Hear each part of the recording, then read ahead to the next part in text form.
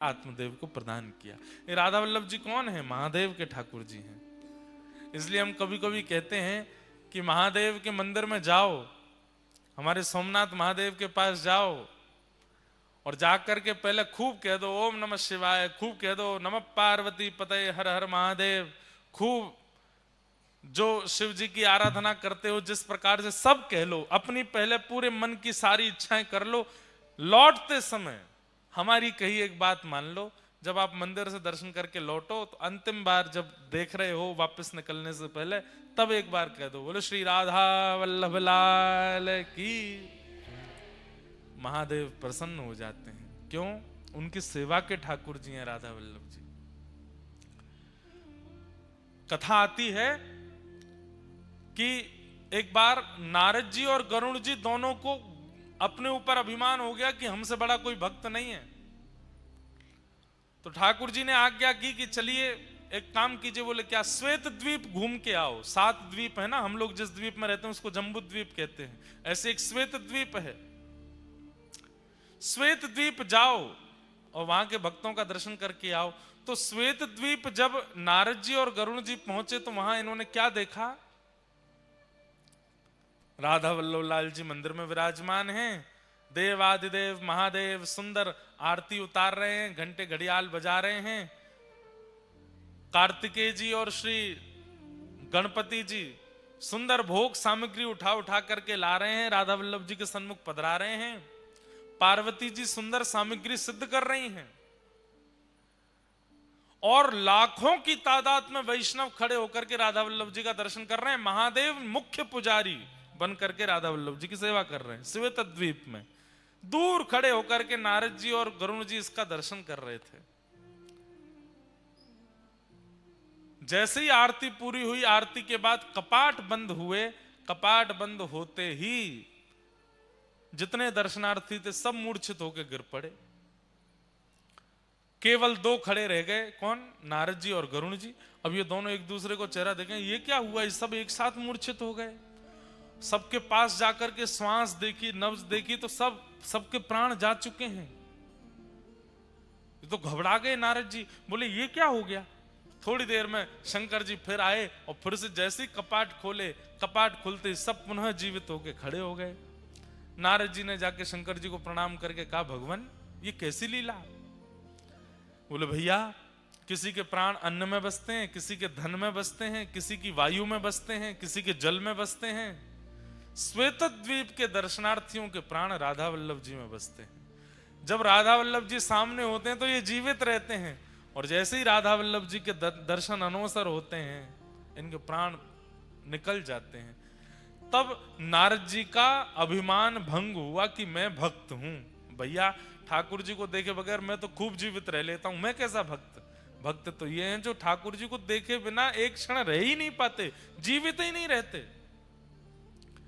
वो महादेव के सेवा के ठाकुर जी राधा वल्लभ जी, जब आत्मदेव ब्राह्मण ने कहा अपनी हृदय की सबसे प्रिय वस्तु दो, तब महादेव राधा वल्लभ जी को ला करके आत्मदेव ब्राह्मण को दिया और चित्तावल ग्राम में आत्मदेव उन्हीं राधा वल्लभ जी की सेवा करते। आज जैसे ही हितरवंश महाप्रभु वहां पहुंचे, ठाकुर जी को जैसे ही देखा, ठाकुर जी ने अपने नैन मटकाने शुरू किए। मूर्तिमन ठाकुर जी ऐसे ही रहते हैं, लेकिन हितरवंश महाप्रभु के आते ही उन्होंने अपने नेत्रों को ऐसे ऐसे घुमाया। अरे ये तो बड़े प्यारे ठाकुर जी हैं, नैन मटका रहे हैं मुझे देख के। जय जय कछु आज्ञा है। ठाकुर जी ने तुरंत हृदय में प्रकट होकर के आज्ञा करी, आप मेरे वंशी के स्वरूप हो। ये आत्मदेव जी हमको शंकर जी से ले तो आए अपने पास, पर हमारी इच्छा है कि अब हम वृंदावन में विराजमान हों। इसीलिए हमने आपका घर छुड़वा करके आपको वृंदावन जाने की आज्ञा करी, और रास्ता में आप भटकते हमारे पास ही आए।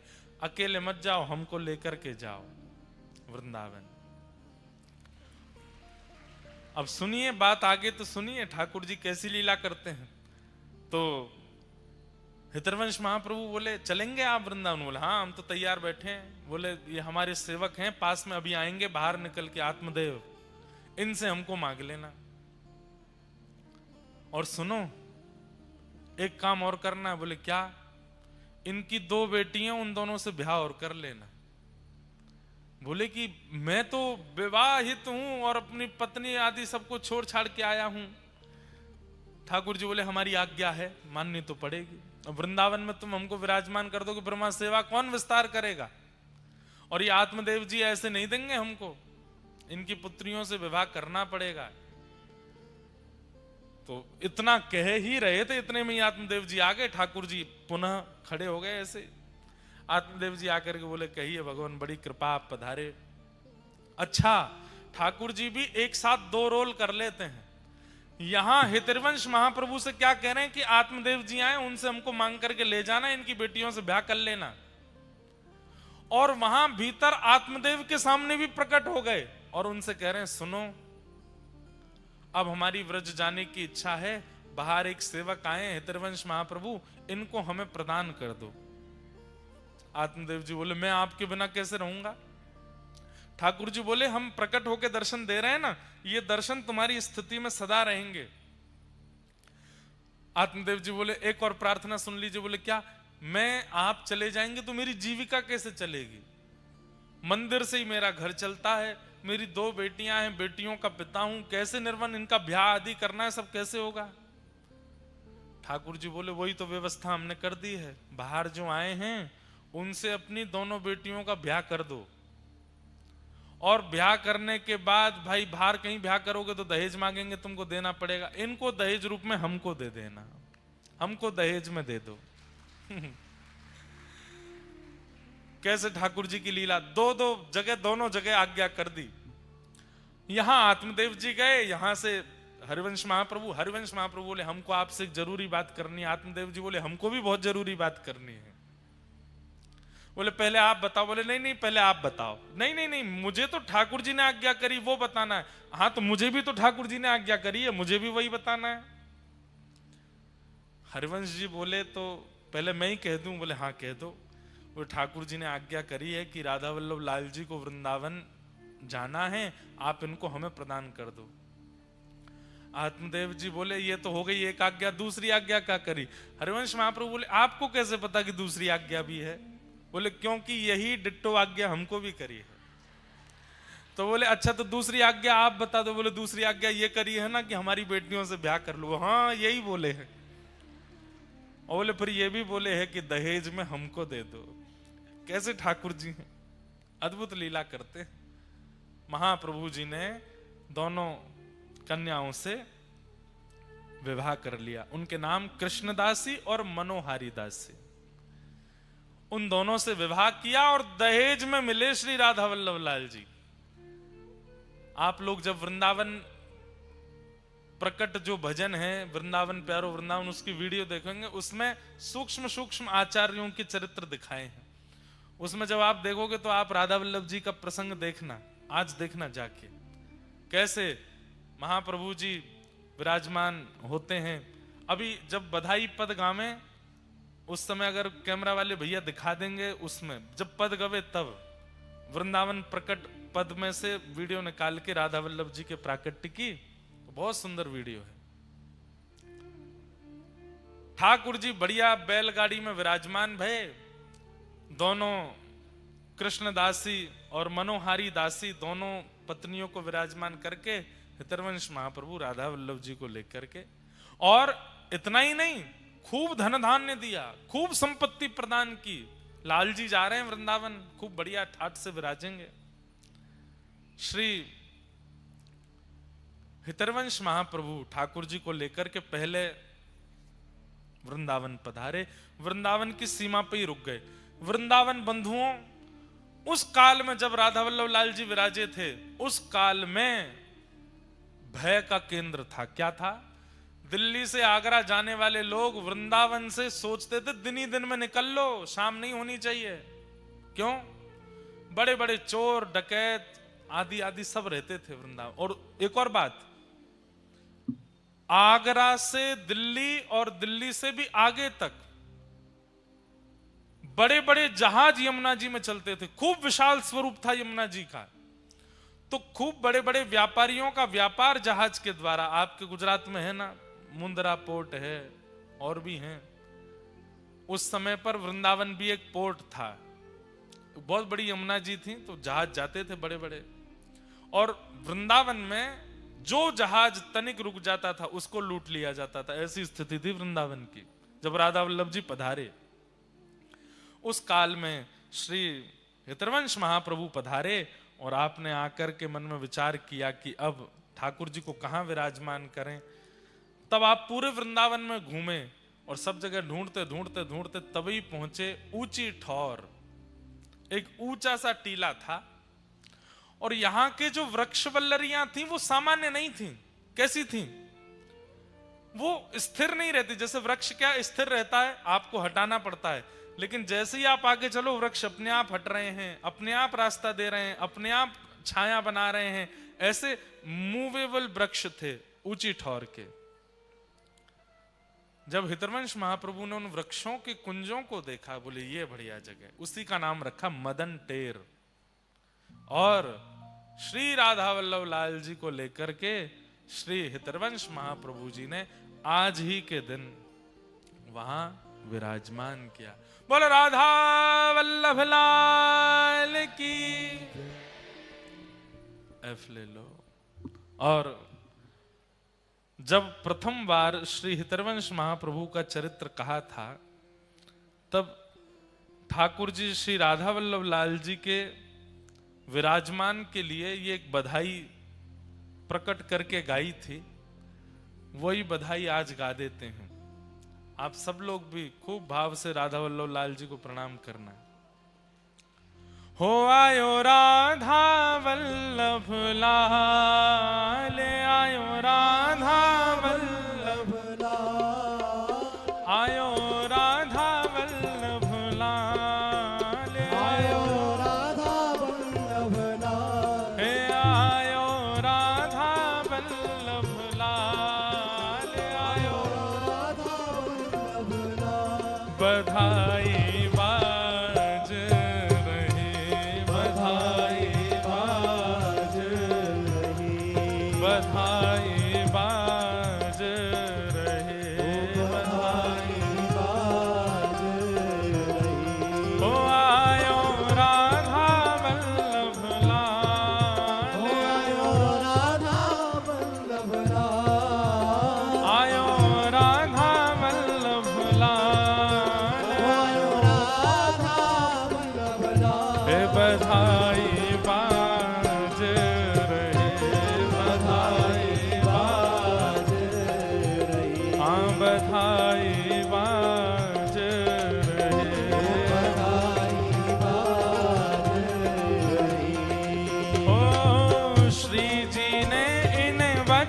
सुनायो, श्री जी ने इन्हें वचन सुनायो, श्री जी ने इन्हें वचन सुनायो, श्री जी ने इन्हें वचन सुनायो। हे श्री हरिवंश जी लेकर आयो, श्री हरिवंश जी लेकर आयो, हे श्री हरिवंश जी लेकर आयो,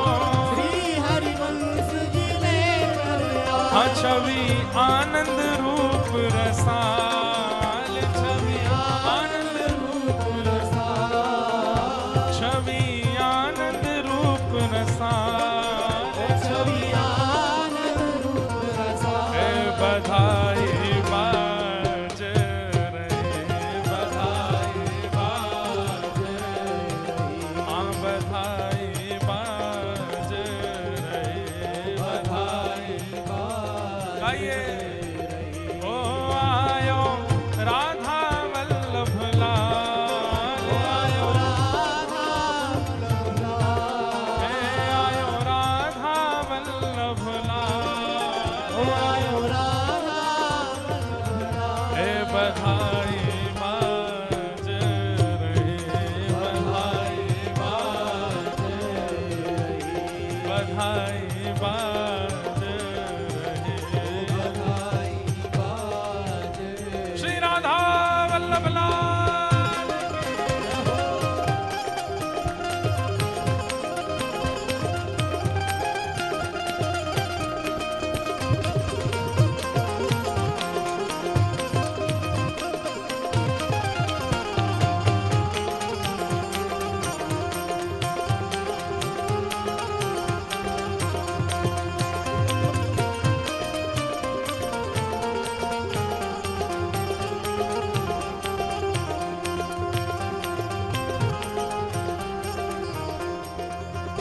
हे श्री हरिवंश जी नाचे गावे, श्री हरिवंश जी नाचे गावे, श्री हरिवंश जी नाचे गावे, श्री हरिवंश जी नाचे गावे।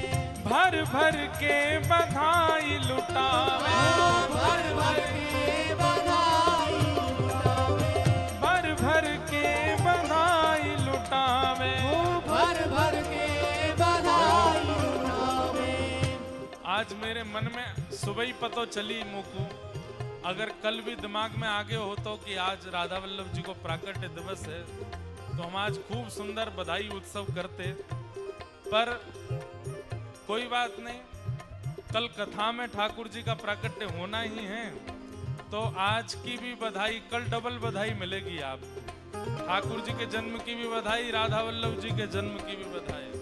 हे भर भर के बधाई लुटावे, भर भर के बधाई लुटावे, हे भर भर के बधाई लुटावे, भर भर के बधाई लुटावे। हो मेरे प्राणन के प्रतिपाल, मेरे प्राणन के प्रतिपाल, मेरे प्राणन के प्रतिपाल, मेरे प्राणन के प्रतिपाल। बधाई बाज रहे, बधाई बाज रहे, ओ बधाई बाज रहे, बधाई बाज रहे। हो आयो राधा वल्लभ लाल, हो आयो राधा वल्लभ लाल, हे आयो राधा वल्लभ लाल, हो आयो राधा वल्लभ लाल। हे बधाई बाज रहे, बधाई बाज रहे, ओ बधाई बाज रहे, बधाई बधाई हो।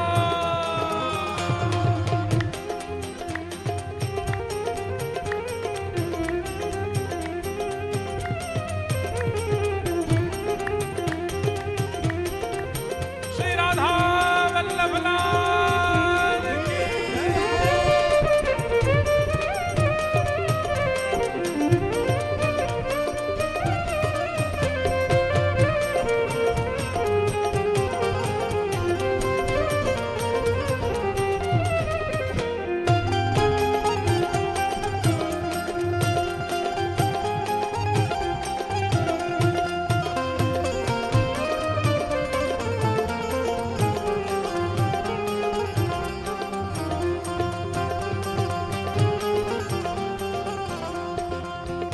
हे वृंदावन में बाजी बधाई, वृंदावन में बाजी बधाई, वृंदावन में बाजी बधाई, वृंदावन में बाजी बधाई। श्री राधा वल्लभ सी निधि जो पाई, राधा वल्लभ सी निधि जो पाई, श्री राधा वल्लभ सी निधि जो पाई, राधा वल्लभ सी निधि जो पाई। वो सब नाचे दे दे ताल, सब नाचे दे दे ताल, सब नाचे दे दे ताल, सब नाचे दे दे ताल। हे बधाई बाज रहे, बधाई बाज रहे, बधाई बाज रहे।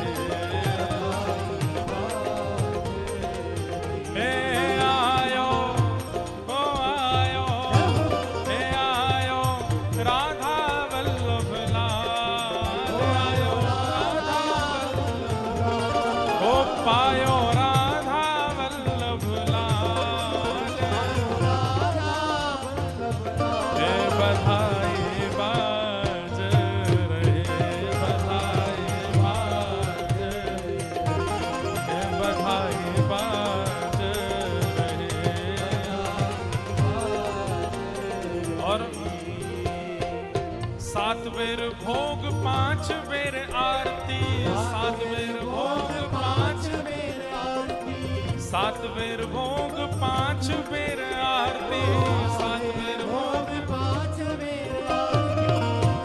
सजनी ऐसी सेवा समारती, हित सजनी ऐसी सेवा समारती, हित सजनी ऐसी सेवा समारती, हित सजनी ऐसी सेवा समारती। हो ये तो लाड़ प्यार प्रतिपाल, ये तो लाड़ प्यार प्रतिपाल, हो ये तो लाड़ प्यार प्रतिकाल, लाड़ प्यार प्रतिपाल। हाँ बधाई बाज रहे, बधाई बाज ओ आयो, हे आयो, ओ आयो राधा वल्लभ लाल, हे पायो राधा वल्लभ लाल, हे बधाई बाज रहे, बधाई बाज रहे। और अब लाल जी, राधा वल्लभ लाल जी जब विराजमान हुए वृंदावन में, तो ब्रजवासी सब गए बधाई मांगवे के काजे। और सब ब्रजवासी श्री हितवंश महाप्रभु से क्या बधाई मांग रहे हैं, ध्यान से सुनो। हाँ सब सखी मिल बलिहारी जाऊं, सब सखी मिल बलिहारी जाऊं, सब सखी मिल बलिहारी जाऊं, सब सखी मिले बलिहारी जाऊं। हे चरण कमल की सेवा पाऊं, चरण कमल की सेवा पाऊं, हाँ चरण कमल की सेवा पाऊं। चरण कमल की और सेवा पाऊं। सब ब्रजवासी हितवंश महाप्रभु से कह रहे हैं क्या, ओ हमें रखियो सेवादार, हमें रखियो सेवादार, हमें रखियो सेवादार, हमें रखियो सेवादार। हे बधाई बाज रहे, बधाई बाज, हाँ बधाई बाज रहे, आओ हाँ आयो, ओ आयो, ओ आयो राधा वल्लभ लाल, ओ आयो राधा वल्लभ लाल, हे बधाई बाज रहे, बधाई बाज, बधाई बाज रहे, जय जय राधा वल्लभ श्री हरिवंश, जय जय राधा वल्लभ श्री हरिवंश, ओ जय जय राधा वल्लभ लाल, जय जय हे आयो राधा वल्लभ लाल, आयो हे बधाई बाज रहे, बधाई बाज, बधाई बाज रहे, बधाई बाज। जय जय श्री राधे, जय जय श्री राधे, जय जय श्री राधे, श्री राधा वल्लभ लाल की जय।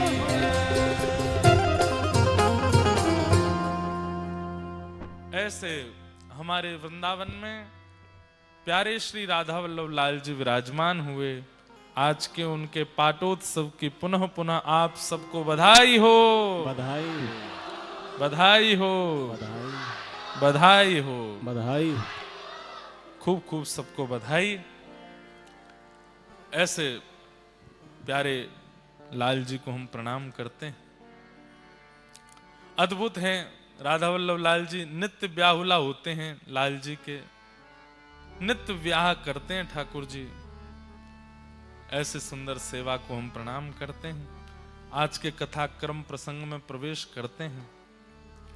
कल भागवत जी का मंगलाचरण हम लोग श्रवण कर रहे थे। अब आगे के क्रमों में प्रवेश करते हैं। 88,000 सौनकादि ऋषियों ने कुछ प्रश्न किए। इन्हीं प्रश्नों का उत्तर श्री सूत जी महाराज देते हैं और इन्हीं उत्तरों में अब कथा सुनाते हैं। प्रसंग सुनाते हुए भागवत जी की रचना क्यों हुई, कैसे हुई, यह प्रसंग प्रारंभ हुआ। और श्री सूत जी महाराज श्रवण कराते हुए कहते हैं कि भैया, इदं भागवतं नाम पुराणं ब्रह्म संहितम् उत्तम श्लोक चरितम् चकार भगवान ऋषि।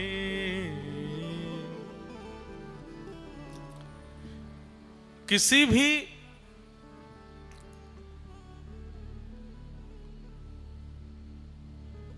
देव दुर्लभ वस्तु का प्रादुर्भाव सामान्यतया नहीं होता, उसकी पृष्ठभूमि अद्भुत रही होती है।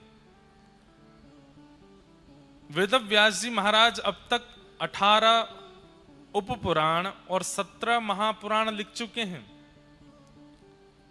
वेदों की रचना कर चुके हैं, महाभारत के निर्माण कर चुके हैं, मीमांसाओं का प्रादुर्भाव कर चुके हैं। पर इतना सब कुछ किस लिए लिख रहे हैं? मानवों के कल्याण के लिए। पर इतना सब कुछ लिखने के बाद भी चित्त को शांति नहीं मिली। क्यों नहीं मिली शांति? जब मानव कल्याण में इतना कुछ कर चुके हैं तो थोड़ा तो संतोष चित्त में होना चाहिए कि मैंने कुछ भला किया। लेकिन व्यास जी के चित्त को एक बात सदा परेशान करती रहती है कि मैंने जितनी रचनाएं कर ली, इनसे संभवतः मानव कल्याण नहीं हो पाएगा, उतना नहीं हो पाएगा जितना मैं सोच के बैठा हूं। रचनाकार को पता होता है कि मेरी रचना में कितनी सामर्थ्य है और कितनी योग्यता है। अगर किसी ने कुछ बनाया और आप उसकी झूठी प्रशंसा करने लगते हैं तो उसको पता चल जाता है कि इतने बढ़िया हैं नहीं, जबरदस्ती बोल रहे हैं। क्योंकि निर्माणकर्ता को पता होता है कि जो वस्तु बनी है वो उसकी इच्छा, योजना और परिकल्पना पर खरी उतरती है कि नहीं। वेदव्यास जी महाराज को अपनी रचनाओं से ठीक है आनंद था, प्रसन्नता है, पर जो चित्त में संतुष्टि होनी चाहिए थी वैसा संतोष अभी प्रादुर्भाव नहीं हुआ। तब वहां श्री नारद जी का आगमन हुआ और नारद जी महाराज ने आकर के व्यास जी से कहा, आपके मुख पर बड़ी चिंता है। यहां जो लोग हैं उनसे ने बोल दो, बोले नहीं। नारद जी महाराज ने व्यास जी से कहा कि व्यास जी, आपके मुख पर इतनी चिंता का दर्शन क्यों? एक बात आप सब लोग बहुत ध्यान से सुनो। मैं हमेशा इस प्रसंग में एक बात कहता हूं कि व्यक्ति किसी भी योजना में लगा है और अगर उसे संतुष्टि नहीं होती है तो उसे क्या करना चाहिए, इस प्रसंग में जरूर सुनिए। आप करोड़ों रुपया कमाते हैं, आप खूब मेहनत करते हैं, दिन से रात तक लगे रहते हैं, लेकिन सब कुछ प्राप्त हो जाने के बाद भी घर है, बंगला है, बच्चे हैं, गाड़ी है, सब कुछ है, पर संतुष्टि नहीं है चित्त में। जरूरी नहीं है धनवान व्यक्ति को ही हम ये बात कह रहे हैं। दूसरे ज्ञानवान व्यक्ति खूब पढ़ लिख लिए, सब कुछ नॉलेज, सारी नॉलेज चित्त में आ गई, लेकिन फिर भी चित्त में संतोष नहीं है। महाराज जी गौ सेवा करते हैं, गौ सेवा में संतुष्टि नहीं हो पा रही। संतुष्टि के लिए क्या किया जाए? यहां पर नारद जी महाराज व्यास जी को समझा रहे हैं कि ऐसा क्या करें जिससे हमारे कार्य से हमको संतुष्टि का भाव हो। अच्छा, कई कार्य ऐसे हैं उनमें कभी संतुष्ट होना नहीं चाहिए, जैसे कि ठाकुर जी की भक्ति, उससे कभी संतुष्ट मत हो। भक्ति से कभी संतुष्ट नहीं होना चाहिए। जो व्यक्ति भक्ति से संतुष्ट हो गया, समझ लो उसने अपना जीवन व्यर्थ कर दिया उसी दिन जिस दिन उसको संतुष्ट हुआ। 7वें दिन कथा सुनने के बाद आपने अगर ये विचार कर लिया, वाह बढ़िया हो गया, अब हमने कथा सुन ली, तो समझ जाओ कि उसी दिन से आप अपना नाश करना प्रारंभ कर दोगे। संतुष्ट कथा से नहीं होना। कथा 7वें दिन तो यूं हो कि भगवान अब दोबारा कब मिलेगी सुनने को, अभी तो मन भरा ही नहीं, अभी तो कुछ प्राप्त हुआ ही नहीं, ऐसी इच्छा। सेवा, ठाकुर जी के कितना भी सुंदर श्रृंगार करो, कितना भी बढ़िया उत्सव करो, कितने भी बड़े उत्सव कर लो, लेकिन सब आपसे प्रशंसा करके जाएं, बहुत बढ़िया उत्सव किया, बहुत बढ़िया अनुष्ठान किया, लेकिन आपके चित्त को असंतुष्टि ही होना चाहिए। अभी कुछ हुआ नहीं, अभी और करना है मुझे, अभी और करना है। पर सांसारिक क्रियाओं से संतुष्टि होनी आवश्यक है। भोजन से संतुष्ट होना चाहिए, धन से संतुष्ट होना चाहिए, परिवार से संतुष्ट होना चाहिए, पत्नी, पति, बच्चे, खानदान और ये सब व्यवहार, इनसे संतुष्ट होना चाहिए। अगर इसमें असंतुष्ट हैं तो आप महासंसारी बनते चले जाओगे। इसमें संतुष्ट होना आवश्यक है। वेदव्यास जी महाराज मानव कल्याण के लिए निकले हैं, इसलिए उनकी संतुष्टि आवश्यक है। क्योंकि किसी के कल्याण के लिए कुछ करना चाहते हैं और कल्याण करने वाला स्वयं संतुष्ट नहीं है, तो जिसका वो कल्याण करना चाहता वो कैसे संतुष्ट होगा। व्यास जी महाराज ने मन में विचार किया क्या करें। तब नारद जी आए और नारद जी महाराज ने उनसे एक बात कही, क्या कि भवतानुदित प्रायम यशो भगवतो मलम ये नैवासौ न तुष्येत मन्ये तद्दर्शनं खिलम् न यद्वचश्चित्रपदं हरेर्यशो जगत्पवित्रं प्रणीत करहिचित् तद्वायुषं तीर्थमुशन्ति मानसा न यत्र हंसा निर्मुक्त शिक्षया। सत्संग कितना जरूरी है जीवन में बंधुओं। अगर बन सके ना, हर दिन अपने कार्य के बीच में, अपनी पढ़ाई के बीच में, अपनी कमाई के बीच में कहीं भी एक किसी सज्जन व्यक्ति से जरूर मिला करो। और नहीं मिल सकते, नहीं इतनी व्यवस्था ऊंझा में नहीं आ रहे जा रहे, कोई सज्जन व्यक्ति नहीं मिलते, सत्संग नहीं हो पाता, फोन है सबके पास, उस पर कोई कथा सुन लो, 15-20 मिनट कुछ भी सुन लो। और एक बात आपको बताएं, मन में प्रश्न धारण करो, मुझे इसका समाधान चाहिए और ये समाधान मुझे मिले, इस भाव से मैं कोई सत्संग श्रवण करने के लिए YouTube खोलो और विशेष आचार्य चरण जो जिनकी कथाएं, जिनके सत्संग प्रवचन अद्भुत होते हैं, खोलो और कोई भी रैंडमली स्क्रॉल करके एक खोल करके 20 मिनट सुनिएगा। आपके संशय का समाधान निश्चित मिल जाएगा। रैंडमली कहीं भी खोल लीजिए। सत्संग की ऐसी, इतना वर्सेटाइल होता है सत्संग कि आपके मन में जिज्ञासा जो होगी उसका प्रत्युत्तर कहीं ना कहीं आचार्य चरण दे ही देंगे। मन में कोई व्याकुलता है, मन में कोई व्यथा है, मन में कोई असमंजस है, आप सत्संग का आश्रय लो, आपको समाधान मिलेगा, निश्चित मिलेगा। अरे हम तो सामान्य जीव हैं, देवताओं को समाधान मिल जाता है, ऋषियों को समाधान मिल जाता है, गंधर्वों को समाधान मिल जाता है, हमें नहीं मिलेगा।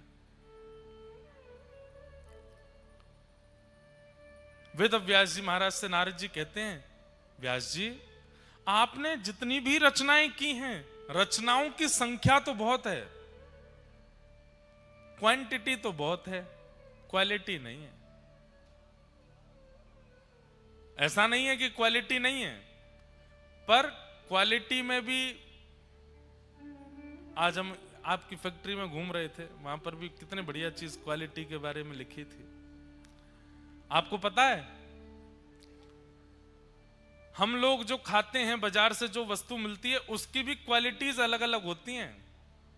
विदेश की क्वालिटी अलग होती है, स्वदेश की क्वालिटी अलग होती है, परदेश की अब चाय जो होती है, चाय पीते हैं कई लोग, तो चाय के बगान में एक बार गया तो नहीं हूं मैं, एक व्यक्ति से मिला था, वो बता रहे थे महाराज जी आपके इतने नंबर की चाय हम लेके आए। मैंने कि इतने नंबर?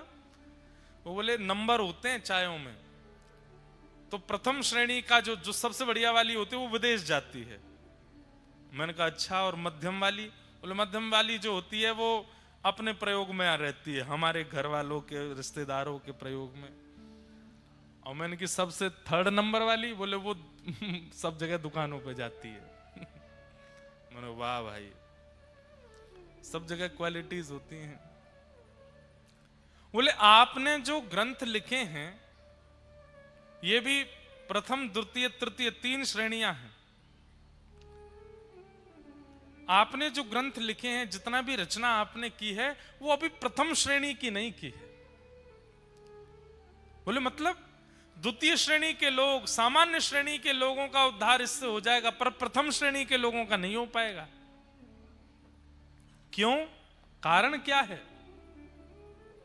सावधानी से सुनिएगा। बोले चतुर्विध पुरुषार्थ हैं, धर्म अर्थ और काम मोक्ष।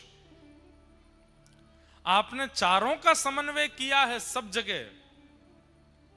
धर्म कैसे हो ये बताया है, अर्थ कैसे हो ये बताया है, कामनाएं पूर्ति कैसे हो ये बताई है, मोक्ष कैसे मिले ये बताया है, परंतु पंचम पुरुषार्थ प्रेम के बारे में आपने कुछ नहीं लिखा, इसलिए आपका मन अशांत है।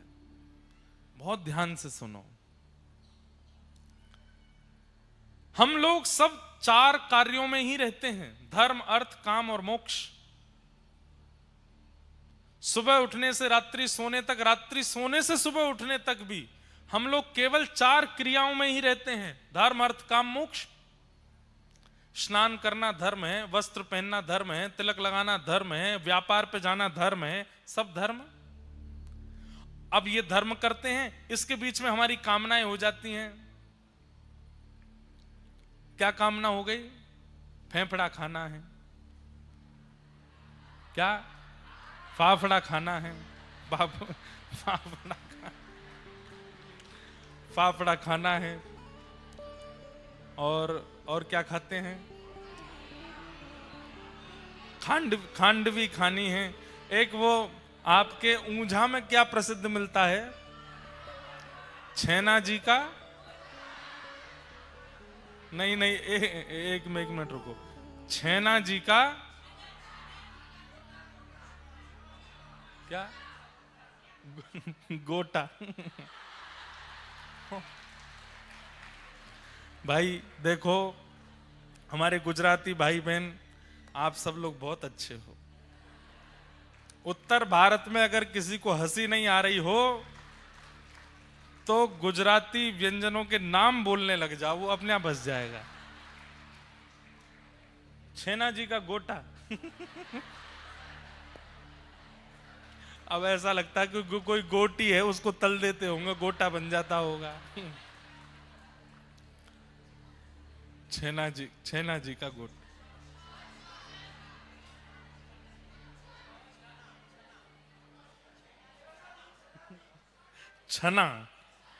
छना जी का गोटा।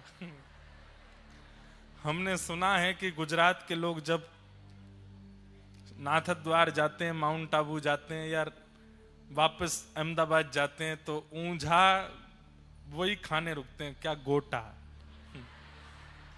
वाह भाई, छना जी का गोटा।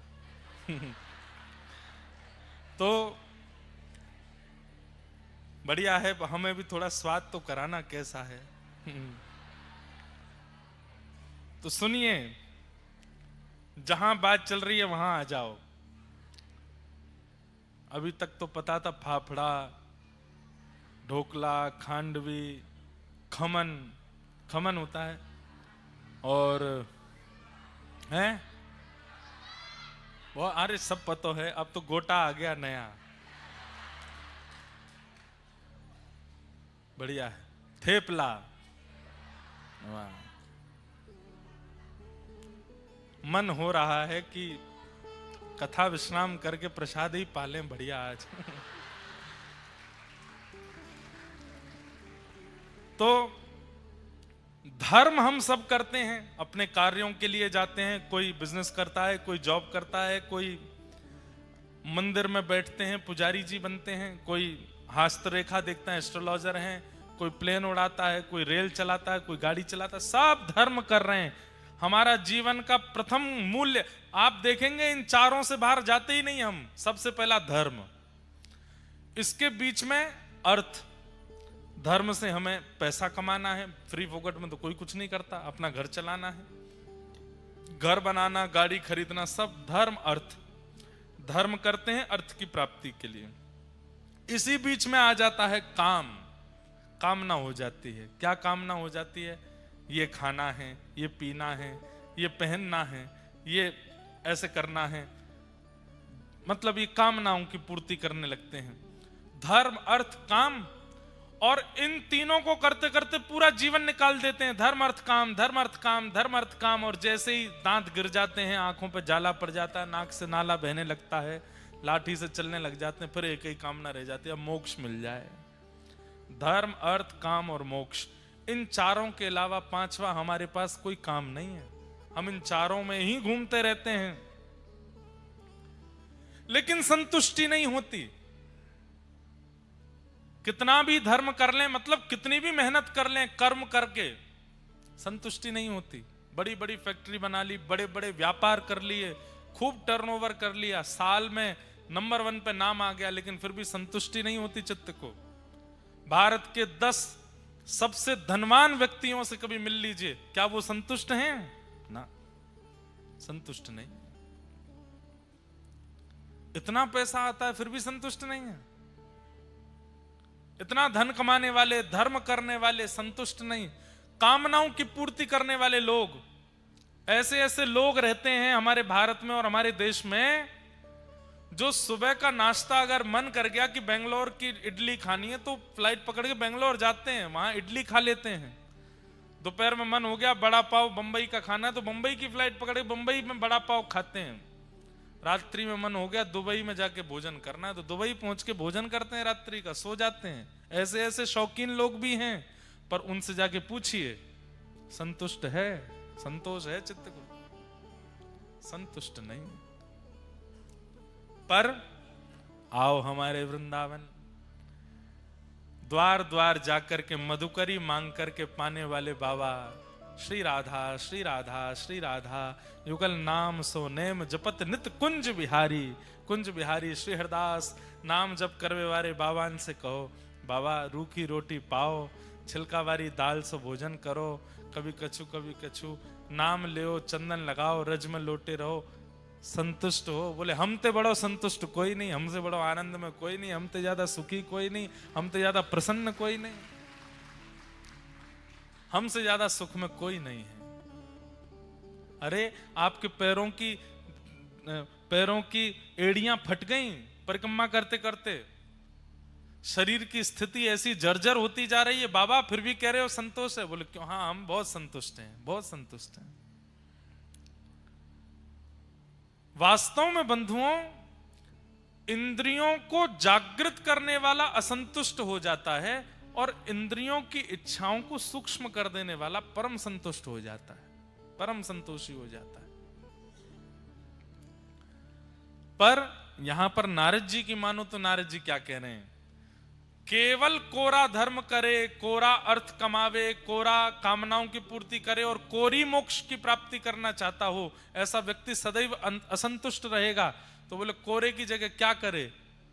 बोले धर्म में प्रेम का पुट लगा दे, अर्थ में प्रेम का पुट लगा दे, कामनाओं में प्रेम का पुट लगा दे, और मोक्ष में भी प्रेम। प्रेम यानी वह प्रेम नहीं जिसे हम आप सोचते हैं, वो प्यार वाला प्रेम नहीं।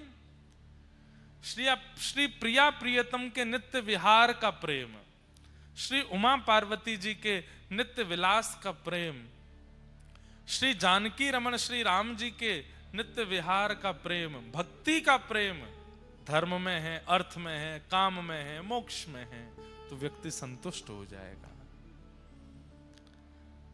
आप धन क्यों कमाते हैं? परिश्रम क्यों करते हैं? कामनाओं की पूर्ति क्यों करते हैं, मोक्ष क्यों चाहते हैं? सब जगह अपनी चिंता है। मुझे धन कमाना है, मुझे अपनी कामनाओं की पूर्ति करनी है, मुझे अपने आप को मोक्ष दिलाना है, इसलिए आप असंतुष्ट रहते हैं। सब जगह पर केवल ठाकुर जी विराजमान हो जाएं। धन क्यों कमाना है? इतना धन कमानो है कि महाराज घर भी चल जाए, खूब सुंदर कथा भी है जाए, वृंदावन में जाके बिहारी जी को बंगला भी बन जाए, श्री गिरिराज जी की सुंदर तलेटी में 56 भोग भी लग जाए, संतन की सेवा भी है जाए, गौ सेवा भी है जाए, इतना धन। अब धन कमाने के पीछे इच्छा क्या हो गई? गौ सेवा भी है, ठाकुर जी की सेवा भी है, भागवत की कथा भी। अब कई बालक युवा आते हैं कथाओं में, आप सत्य मानेंगे, आप विश्वास नहीं मानेंगे, कितने बालक तो इसलिए मेहनत करके पढ़ रहे हैं कि हम कुछ बन जाएं तो हम अपने नगर में कथा कराएंगे, हम अपने नगर में श्री गिरधर लाल जी का उत्सव करेंगे। एक तो करा भी चुके, एक बालिका ने सिविल्स के एग्जाम दे रही थी, 1-2 बार क्लियर नहीं हुआ, माता पिता के साथ आई, बहुत सामान्य से परिवार से, इतना सामान्य परिवार कि कई बार सप्ताह में किसी दिन भूखा भी रहना पड़ता, भोजन नहीं है घर पे। पिताजी ने बड़े पैसे इकट्ठे करके लाली को पढ़ाया। अब मिलने के लिए आए, बोले महाराज जी मुझे आशीर्वाद दीजिए कि मेरा एग्जाम क्लियर हो जाए। मैंने कि खूब आशीर्वाद है। तो रोने लगी। मैंने कि क्या बात है? बोले कथा करानी है, इसलिए एग्जाम क्लियर हो जाए। मेरी जो सैलरी 1 साल की आएगी उससे मैं कथा कराऊंगी, ऐसी कथा कराऊंगी पूरा नगर आवे, सबको प्रसाद की व्यवस्था, सब संतों के लिए व्यवस्था। मैंने कि अब तो तुम ये बात लालजी सो, गौ माता सो, संत जनों से निवेदन करके बोल दो, वृंदावन को प्रणाम करते हुए व्रज से ये बात पक्की कह करके जाओ कि आप हमारे एग्जाम क्लियर करा दो, हम वृंदावन की खूब सेवा करेंगे, खूब संतों की सेवा करेंगे, खूब बढ़िया कथा कराएंगे। पास भी हो गई अच्छे नंबरों से, साल भर की जितनी कमाई हुई, खूब ऊंचे पदवी पर, जब खूब अच्छी कमाई हो गई, पिताजी का कर्जा बाद में चुकाया, पहले कथा कराई, कथा करा करके सबको आनंदित किया। अब पिताजी का जो कर्जा था, जो स्टडी लोन लिया, वो सब चुकाया।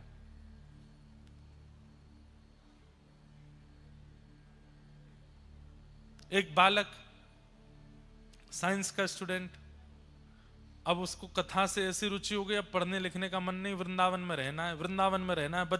माता पिता से लड़े रोज, मुझे वृंदावन जाना है। माता पिता ने हमसे मिलाया, बोले महाराज जी कुछ कहो आप इसको। हमने कहा वृंदावन रहना है। पहले क्या सोच रहे थे? बोले कथा सुनने से पहले मन था डॉक्टर बनने। मैंने कहा अब जाओ डॉक्टर बनो। और पिताजी से कहा कुछ पैसा लेकर के इकट्ठा करके वृंदावन में एक प्लॉट ले लो, इनके लिए एक फ्लैट बनवा दो और आगे क्लिनिक बनवा दो, वृंदावन में ही डॉक्टर बन जाना। हो गया ब्रजवास भी, डॉक्टर भी बन जाओगे।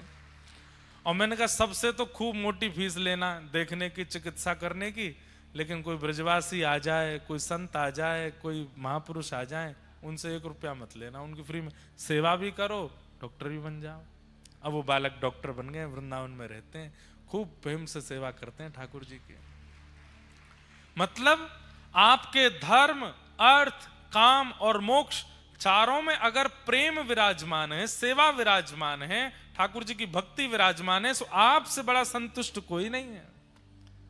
लेकिन आप केवल अपना विचार करते हैं, अपनों का विचार करते हैं और धर्म, अर्थ, काम, मोक्ष के पथ पर चले हैं, आपसे बड़ा असंतुष्ट कोई नहीं होगा। आप सदैव असंतुष्ट ही रहोगे। कितना करते हैं फिर भी मन नहीं भरता, कितना कमा लेते हैं फिर भी मन नहीं भरता।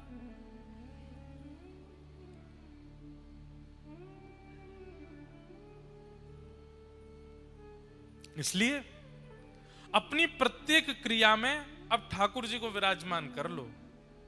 रसो वैशः, रसस्वरूप श्री ठाकुर जी प्रेम रूप धारण करके आपकी प्रत्येक क्रिया, प्रत्येक इच्छा, प्रत्येक भावना में विराजमान हो गए, आपसे बड़ा संतुष्ट कोई नहीं, बहुत संतोष होगा।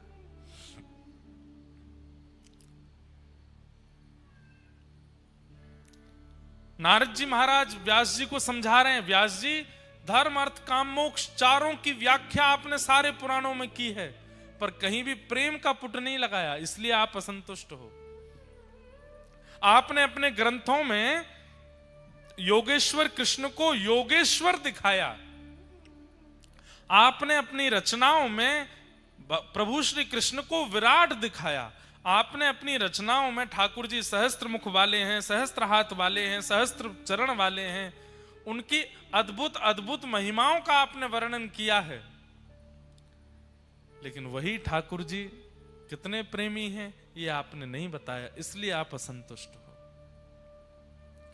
आपने उनके वैभव का प्रकाश कर दिया, आपने उनके प्रभाव का प्रकाश कर दिया, उनके स्वभाव का प्रकाश नहीं किया है, इसलिए आप असंतुष्ट हो।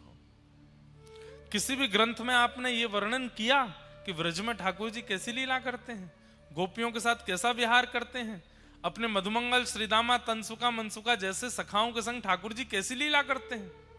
आपने कहीं वर्णन किया? नहीं, इसलिए आपका मन असंतुष्ट है। वही परमात्मा जिनकी भ्रगुटी टेढ़ी करने पर भूचाल आ जाता है, पृथ्वी डामाडोल हो जाती है, वृंदावन में छचिया भरी छाछ पे नाच नचायो, थोड़ी सी छाछ के लिए नृत्य करते हैं, आपने कहीं वर्णन किया? नहीं किया। ब्रह्मांड नायक सर्वेश्वर श्री कृष्ण नारायण स्वरूप में पूरे ब्रह्मांड का संचालन करते हैं, लेकिन व्रज वृंदावन की लीला में मैया से चंद्रमा मांगते हैं, आपने कहीं वर्णन किया? चंद्र खिलौना ले हूं सुमैया मोरी। मैया से क्या कह रहे हैं? अच्छा, दूध पीते नहीं है तो मैया ने कही लाला दूध पी ले। ठाकुर जी बोले ना मैं ना पी रहा हूं। मैया बोली अगर तू दूध पिएगो तो मैं तुमको एक खिलौना दूंगी। तो ठाकुर जी बोले कौन सा खिलौना? जे चंद्रमा जे खिलौना दूंगी। अब तो ठाकुर जी जिद कर रहे हैं मैया मैं तो यही खिलौना लूंगो। मैया बोली पहले दूध पी। सो ठाकुर जी चुपचाप दूध पी ले में, पूरा दूध पीवे के बाद में फिर मैया से कह रहे हैं चंद्र खिलौना ले हूं सुमैया मोरी। मैया बोली अच्छा लाला चंदा लेगो? हाँ आज नहीं कल दूंगी। सोई ठाकुर जी बिखर गए। मैया तेने झूठ बोल के दूध पिवाई दियो और मना कर रही है ना दे सकूं तो चंद्रमा। जय हो लोट अब ही धरण पे, जय हो लोट अब ही धरण पे, तेरी गोद न आए हूं सुमैया मोरी, तेरी गोद न आए हो सुमैया। ठाकुर जी उतर गए मैया की गोद से और जमीन में जैसे बालक जिद करते हैं ना, तो कई बालक आपने देखे होंगे वो रोते हैं, कई बालक जो हैं वो चिल्लाते हैं, पर कई बालक हैं वो जिद के कारण जमीन पर गिर पड़ते हैं और अपने हाथ पैर मारते हैं। ऐसे ही ठाकुर जी जमीन पर गिर गए। अपने पूरे तन को मैया ने सुंदर नवा धुवा के तैयार किए हैं। रात्रि में सोने से पहले कम श्रृंगार कियो है। ठाकुर जी सबरो श्रृंगार बिगाड़ने लगे। पूरी मट्टी लगा लगा के अपने तन पे लगा, मुंह चंद्रमा दे नहीं तो अपनो रूप बिगाड़ू मैं। मैया बोली जेऊ कोई जिद है लाला, मुझको चंद्रमा चाहिए, मुझको अबई ला के दे। तेने मोते काय को कही कि चंद्रमा देगी और अब मैंने दूध पी लिया तो क्यों ना दे रही?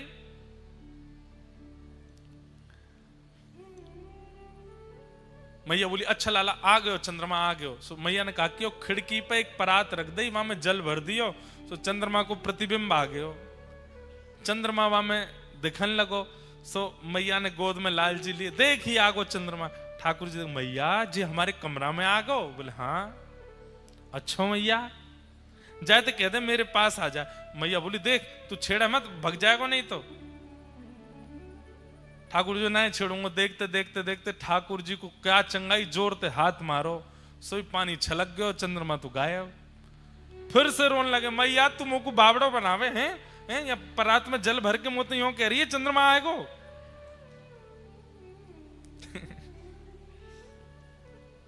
सोई गोद से उतर गए और बोले मैया अब मैं जा रहा हूं, पूरे गोकुल में हल्ला करूंगा।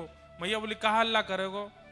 हूं तो सुत में नंद बाबा को, हूं तो सुत में नंद बाबा पर तेरो सुत न कहे हूं सुमैया मोरी, तेरो सुत ना कहे। मैया मैं पूरे गोकुल में हल्ला कर दूंगा। कहा आज के बाद यदि मोते कोई ने यशोदा को लाला कही तो वहां पर गोबर फेंक के मारूंगा। मैं तो नंद बाबा को लाला हूं, तेरो लाला ना हूं मैया। बालक गुस्सा में कह दें मैं तो पापा का बेटा हूं, आपका नहीं हूं, ऐसे कह देते हैं। ऐसे ठाकुर जी कह रहे हैं, हूं तो सुत में नंद बाबा को, तेरो सुत ना कहे।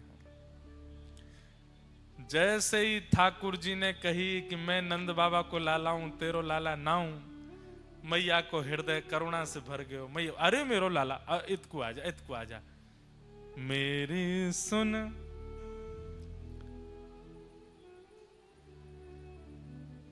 लाला, मेरी बात सुन, एक बात तो ते कहूंगी। ठाकुर जी दूर खड़े, मैं ना आ रहा हूं, तू मैया झूठ बोला, मुझे बाबड़ो बना दे। बाबड़ो जाने, पागल बनाए दे, ब्रज भाषा को शब्द है बाबड़ो, तुमको बाबड़ो बनाए दे। मैया बोली अरे एक बहुत जरूरी बात कहनी है लाला, ने मेरे पास तो आ। ठाकुर जी बोले मैं ना आऊंगा। सो मैया कहा बोली ऐसी बात है जो दाऊ को नहीं बतानी है, तो ये पता चलनी चाहिए। सोई ठाकुर जी आ गए, मुंह को जल्दी बता मैया, ऐसी कौन सी बात है जो दाऊ तो छुपानी है। जैसे बच्चे, बिल्कुल बच्चे ऐसे ही होते हैं ठाकुर जी जैसे।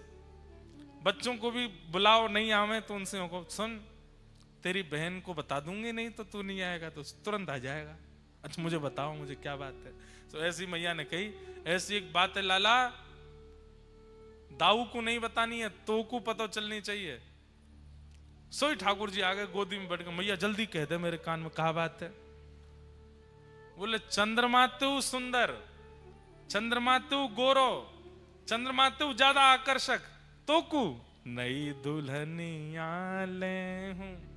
लाला तू तो चंद्रमा को रो रहा है, मैं तेरे काजे सुंदर सी दुल्हन लेके आऊंगी। ये बात सुनते ही ठाकुर जी तो खड़े हो गए। मैया सांची बोल। बोले हाँ सांची, मेरे सौ खा के बोल तो मुझको मेरो ब्याह करावेगी। मेरी सुन प्यारी मैया। बोले कहा मैं अवई ब्याहवे जय हूं, अवई ब्याह करा मेरो।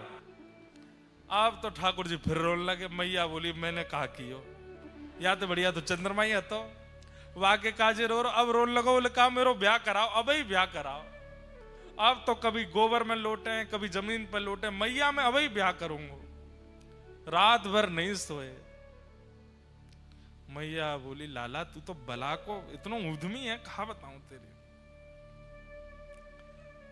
नारद जी महाराज बोले व्यास जी ये लीला आपने कहीं प्रकट की।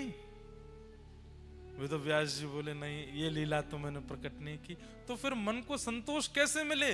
आपने उन्हीं कृष्ण को परब्रह्म दिखाया, परमात्मा दिखाया, जगदीश्वर दिखाया, पर वही कृष्ण ऐसी लीला यशोदा मैया के संग करते हैं, ये कहीं वर्णन किया? तम गो रजत छुरित कुंतल वद्दवरह वन्य प्रसून रुचिरे छड़चारुहासम। गैयाओं के संग कैसी लीला ठाकुर जी करते हैं, ये आपने कहीं वर्णन की? ग्वाल बालों के संग ठाकुर जी कितने सहज हो जाते हैं, कहीं वर्णन किया? आपने केवल उनका प्रभाव दिखा दिया है, उनके हृदय का स्वभाव नहीं दिखाया, इसलिए आपके चित्त को शांति नहीं मिल रही है। इसलिए हमारी प्रार्थना है अब एक ऐसे ग्रंथ की रचना करो जिस ग्रंथ को सुनने के बाद व्यक्ति के चित्त में भगवान नहीं लाला प्रकट हो, भगवान नहीं कृष्ण कन्हैया प्रकट हो, अपना प्रकट हो। ये तो मेरो है। ठाकुर जी के प्रति आपके अन्य ग्रंथों को सुनकर के ये भावना प्रकट हो जाती है, तो परमात्मा इनको प्रणाम करो, इनसे डरो, इनसे दूर रहो, अपराध मत करो, पर एक ऐसे निर्माण करो जिसको श्रवण के बाद सुनने वाले ठाकुर जी के प्रति सामीप्य का अनुभव करें, ठाकुर जी के प्रति अपनत्व का अनुभव करें। तब वेद व्यास जी महाराज बोले अच्छा कैसे करूं ये रचना? बोले समाधिनानुस्मर तद विचेष्टितम। समाधि लगाओ और समाधि लगा करके दिव्य चिंतन करो। नारद जी महाराज ने अपने पूर्व जन्म की कथा बताई। पूर्व जन्म की कथा के पश्चात वेद व्यास जी महाराज को चेतना आई और चेतना आते ही व्यास जी ने सुंदर ग्रंथ की निर्माण किया। भक्ति योगेन मनसि सम्यक प्रणिहिते मले अपश्य पुरुषं पूर्वं मायां च तदपाश्रयान्। और लोकस्य जानतो विद्वांस चक्रे भागवत संहिता। एक ऐसी संहिता, ऐसे ग्रंथ का निर्माण किया जिसको श्रवण करने के बाद व्यक्ति के चित्त में माया और परमात्मा, ये दो जो एक दिखते थे अब अलग अलग होने लगे। और सम्यक हितम यासा संहिता, सबको अपने कल्याण का, अपने हित का अनुभव होने लगा। ऐसे ग्रंथ का निर्माण किया जिनका नाम है श्रीमद् भागवत महापुराण। भागवत जी वास्तव में क्या है? ठाकुर जी को आपका बना देती हैं। ये भागवत जी की कृपा है। भागवत में वर्णित भगवान की लीला, भगवान की कथा, भगवान का स्वरूप, भगवान का अनुभव, वो ठाकुर जी को अपनत्व की स्थिति में लिया था। ये हमारे हैं। श्याम सुंदर सदा हमको प्यारे रहे, हम उन्हीं के रहे, वो हमारे रहे। श्याम सुंदर सदा हमको प्यारे रहे, हम उन्हीं के रहे। किसी ने आज प्रश्न किया मुझसे, हम ऐसा क्या करें कि ठाकुर जी हमें पकड़ लें? हमने कल कथा में कहा था ना कि आप ठाकुर जी को पकड़ोगे तो आप कहीं भी भटक सकते हो, पर ठाकुर जी आपको पकड़ लेंगे तो आप चाह करके भी कहीं नहीं भटक पाओगे। सजल श्याम घन वरण लीन है, फिर चित अनत ना भटक्यो। ध्यान से सुनिएगा, ठाकुर जी आपको पकड़ लें उसके लिए सबसे पहले क्या करो? भागवत की कथा सुनो, और कथा सुनने के बाद आचार्य जो नियम यहां बता देते हैं, कथा में सहजी कहते कहते जिन नियमों को बोलते हैं, उन नियमों को धीरे धीरे पालन करने का प्रयास करो। श्रीमद् भागवत क्या है? श्रीमद् भागवत का पंडाल क्या है? श्रृंगार घर। क्या है? श्रृंगार घर। यहां पर आप सब लोग आए हैं अपना श्रृंगार कराने के लिए, और हम हैं श्रृंगारी। हम मंच पर बैठकर के श्रीमद् भागवत जी के श्लोकों से, कथाओं से आपका श्रृंगार कर रहे हैं। पर श्रृंगार घर में इतने सारे लोग आए हैं, कोई व्यक्ति ज्यादा मचलता है, हिलता डुलता है, इधर उधर मुंह करता है, तो फिर उसका ऐसा ही श्रृंगार होता है। अच्छा, श्रृंगार करवाना किसके लिए है? श्रृंगार किसके लिए कराया जाता? किसी को लुभाने के लिए, किसी को आकर्षित करने के लिए, किसी को अपने प्रति आकृष्ट करने के लिए श्रृंगार करते हैं। यहां पर कथा के द्वारा किया गया श्रृंगार ठाकुर जी को आकृष्ट करता है। ये पीछे खड़े खड़े लाल जी यही देखते रहे कौन को कैसा श्रृंगार भयो, कौन के प्रति मुख को आकर्षण करना है। जोशी जी की कथा सुनती थी बाई सा मीरा बाई, और कथा सुनकर के ऐसा श्रृंगार करती थी कि गिरधर लाल जी के नेत्रों को भाग गई, पकड़ लिया बाई सा। महाप्रभु जी के चिंतन को श्रवण करते थे श्री सूरदास जी, ऐसा चित्त का श्रृंगार हुआ कि ठाकुर जी को भाग गए, पकड़ लिए सूरदास जी। यहीं गुजरात में जूनागढ़ में बैठ करके महादेव के मंदिर में जाकर के कथा सुनते थे नरसिंह मेहता, अपनी दादी के साथ जाते थे, और जाकर के जब कथा श्रवण करते थे, कथा श्रवण करते करते ऐसा चित्त का श्रृंगार किया, पकड़ लिया श्री द्वारिकाधीश जी ने। सीधी बात, कथा श्रृंगार है। यहां बोले हुए प्रत्येक शब्द, प्रत्येक वचन श्रृंगार है। जो ध्यान पूर्वक बैठ करके अपना श्रृंगार करा लेता है, उसके प्रति ठाकुर जी आकृष्ट हो जाते हैं, उसको पकड़ लेते हैं और फिर नहीं छोड़ते। लेकिन हम कैसे श्रृंगार कराते हैं? श्रृंगार कैसे कराया जाता है? ऐसे कराया जाता है, बिल्कुल हिलो डुलो नहीं। अब काजल लग रहा है और आप हिल गए तो क्या होगा? यूं फैल जाएगा। लाली माँ लग रही है, हिल गए, क्या होगा? इधर उधर फैल जाएगी। ऐसे ही यहाँ श्रृंगार किया जा रहा है, पर आप कभी यहाँ, कभी यहाँ, कभी कुछ, कभी फोन पे, कभी रील में, कभी कहीं, इतना हिलते डुलते हैं। तो जब कथा पूरी होती है तब ठाकुर जी देखते हैं तो सबके किसी के आंखन में फैलो भयो है, किसी के मुंह पे फैलो भयो, किसी को कचू फैलो भयो, किसी को यहाँ ते बाल बिखर रहे हैं, कोई को ठाकुर जी के अभी सजो नहीं ढंगते, कैसे पकड़ू आंखों में। लेकिन जो ध्यान पूर्वक कथा के एक एक शब्द को अपने चित्त पर श्रृंगार के रूप में धारण करता है, ये रीझ जाते हैं और ये रीझते ही उसको पकड़ लेते हैं, और जैसे ही पकड़ते हैं फिर वो नहीं भाग पाता कहीं भी। इसलिए भैया ठाकुर जी को ऐसा क्या करें कि ठाकुर जी पकड़ें, कथा रूपी श्रृंगार से अपना श्रृंगार कराओ, ठाकुर जी रीझ जाएंगे।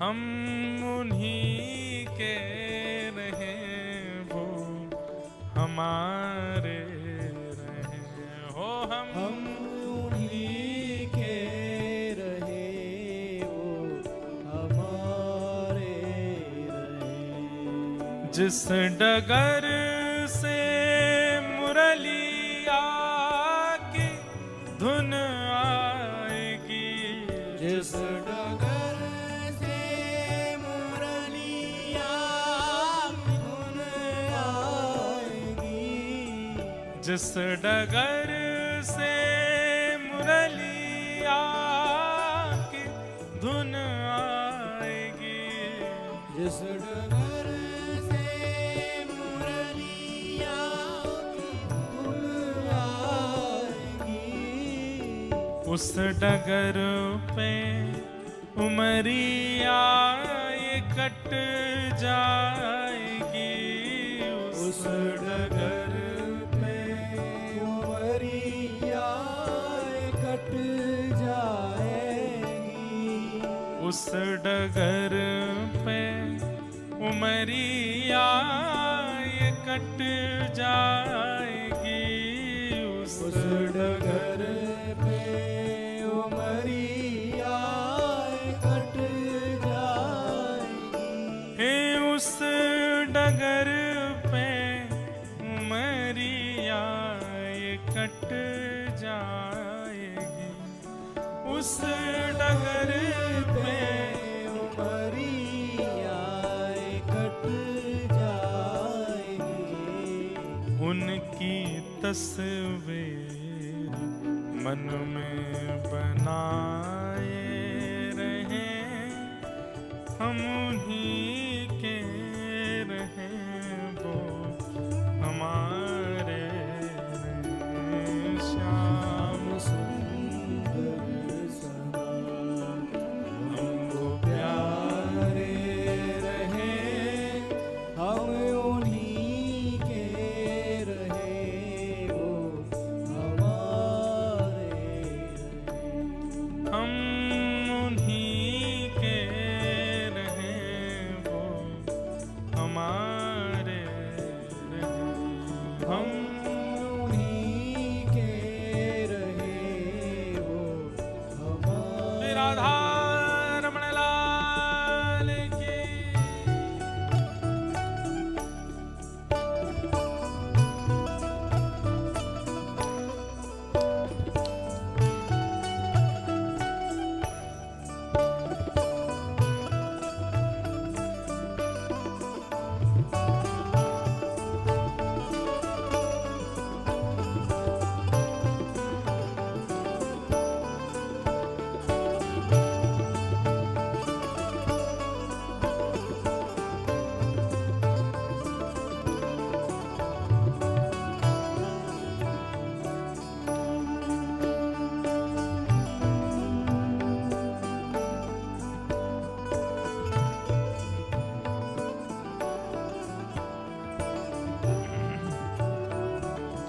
हमारे वृंदावन में एक बहुत अच्छे भागवत के वक्ता थे, अभी तो वो प्रियालाल जी के चरणों में विराजमान हैं, श्री पीयूष जी महाराज।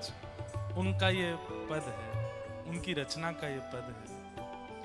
अंत में कितनी सुंदर बात कहते हैं, प्रेम पीयूष की धारा